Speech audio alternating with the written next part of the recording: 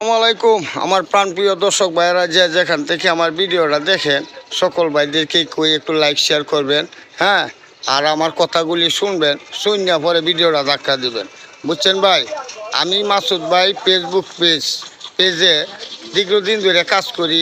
বর্তমান ফলোয়ার আছে 85,223 জন ফলোয়ার। বুঝছেন, এঙ্গেজমেন্ট আছে আপনার এই 2023 জন এবং রেঞ্জ আছে 4,06,000। যাই হোক, আপনারা স্ক্রিনে দেওয়া থাকবো, আপনারা একটু দেখে নিয়ে।